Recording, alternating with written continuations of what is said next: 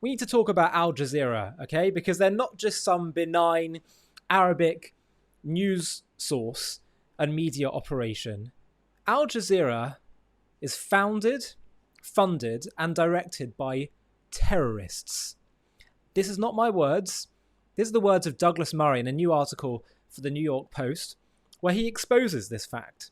And it's important that we talk about this, and I'm going to read to you Douglas's words, because many people are led to believe that they're just some fair, balanced, and Arabic news source, and there's nothing more to it than that. I want you to listen to Douglas's words. Here's what he said. Considering how much attention the American media get, it's amazing that one piece of actual, unbelievable subversion keeps going on. And that is the Al Jazeera network, founded, funded, and directed by the terrorist-supporting state of Qatar. Last month, the Washington Post reported darkly that the Israeli government had shut down the Al Jazeera network's operations in Israel because of its coverage from Gaza. The Post portrayed this as a dark day for press freedom. In fact, there are a lot of good reasons for the Israelis to stop the network from operating inside Israel. Just one being that a number of Al Jazeera journalists reporting on Israel's war against terrorists in Gaza were terrorists. Take Mohammed Washa, whom Al Jazeera presented as a stellar part of the press corps merely reporting the truth. Unfortunately for them, their man is also a senior commander in Hamas. He used to be in Hamas anti-tank missile unit, but since 2022 he's been in charge of research and development for aerial weapons, known to you and me as rockets. It's quite something to pull off. On the one hand, Washa can spend his days making rockets to fire at Israel, but in the evenings he can report on the terrible destruction in Gaza caused by the Zionist entity, as though it is inexplicable that Israelis could have any reason to strike any targets in Gaza. He might have kept getting away with it if IDF soldiers in Gaza had not managed to get a hold of his laptop, something that proved the Al Jazeera man's true loyalties.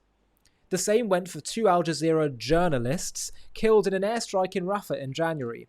Hamza Wa'il Dadu was the son of Al Jazeera's Gaza correspondent, Wa'il al-Dadu. And while the network complained about the Israelis hitting the vehicle they were in, what they didn't mention was that the journalists were in a vehicle with a Hamas drone operator while it was targeting Israeli soldiers. Oh, and young Wa'il was not just a journalist, but a member of the Palestinian Islamic Jihad who was actively involved in attacks against the Israelis. Or take Al Jazeera journalist Ismail Abu Omar. In February, his employers reported that their correspondent had been badly injured in Khan Yunis. You might have thought this was a tragic case of a journalist, not for the first time being caught up in a war. But Al Jazeera went further.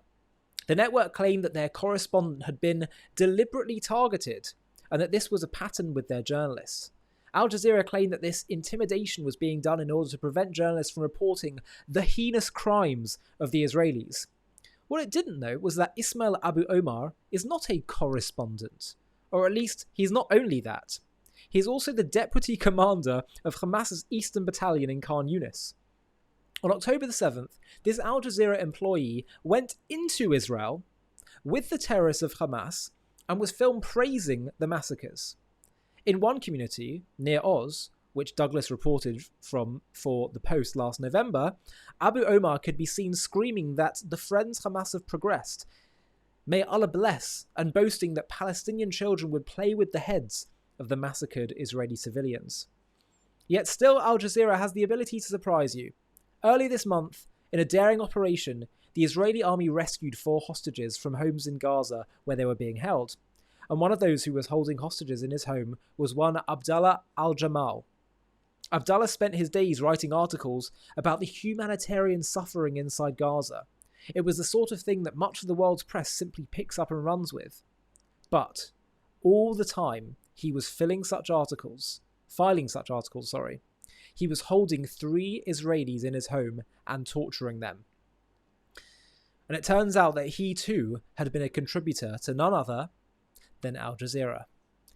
Although it takes a lot to shock me, Douglas says, even by Al Jazeera's standards, this is a new low. On Monday this week, I was debating in Toronto against another Al Jazeera contributor, Mehdi Hassan. Hassan began his career working for Al Jazeera, but a few years ago, MSNBC gave him a show. it had some of the lowest ratings even on MSNBC, which means that the only homes in which it was playing were ones where the people had left the television on by accident. But after October 7th, even MSNBC had had enough of him. His views, which had always been extreme, became even more so, which may be one reason why he has now had to return to Al Jazeera. It was interesting sparring with him this week, Douglas writes, because of course he tried to throw every possible accusation against the IDF, and against me. Eventually it got a bit much.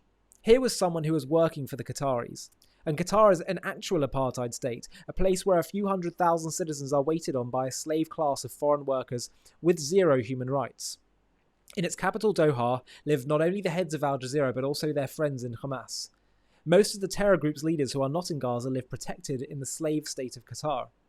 So when Mehdi complains about the war that has followed Hamas' invasion of Israel, I pointed out that it would all be rather easier to take if one of his fellow Al Jazeera contributors hadn't just been found with Israeli hostages in their home. After all, if my colleagues kept being found with people in their basements, I reckon I'd keep my head down for a bit. But no, that is Al Jazeera for you. A network whose journalists seem never to be more than one step away from terror, but who seem to get no criticism for it.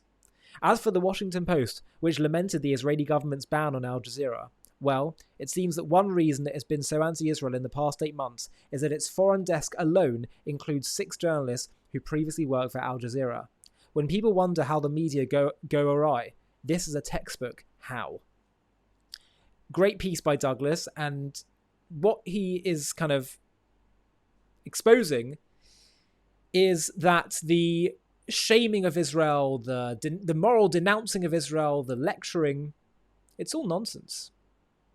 It's all just a ploy, a cynical ploy, to hate the Jews, to hate the Jewish state, to undermine it, to get rid of it. It was never about Palestinian nationalism. It's not about human rights.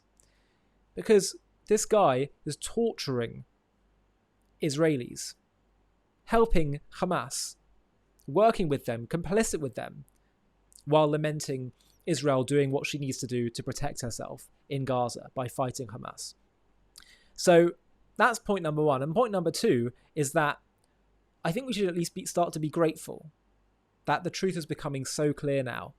The fact that we're seeing UNRWA complicit with Hamas, Al Jazeera, we're seeing that it was never really about a genuine case of sympathy for the Palestinians. Everything's becoming clear now. People are revealing themselves to us, their true motivation. And that's something we should welcome, because the truth becoming clear to us, dawning on us, is good. It gives us moral clarity, and it also will give Israel the resolve to know that she is in the right. The land of Israel belongs to the people of Israel, and always has been. That's always been the case. And the Palestinian cause is a cynical ploy to get rid of Israel. It's not about genuine nationalism, and they don't care about that. They're happy to be part of the Arab world. It is simply a ploy to get rid of Israel, and everything's becoming clear now, and this should strengthen us. This should give us the resolve to no longer compromise, to no longer dance to the silly tunes of their demands, and even of the West demands about how we act.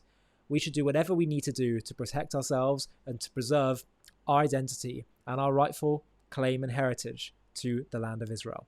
Hi, thank you so much for watching. To watch another one, click here. To stay up to date with all our content, click here to subscribe. And if you're able to, you can help support JTV to grow and grow by clicking join below this video, where you can become a member and get perks including early access to videos and private live discussions with me. But most of all, you'll be partnering with us on our mission to change the world.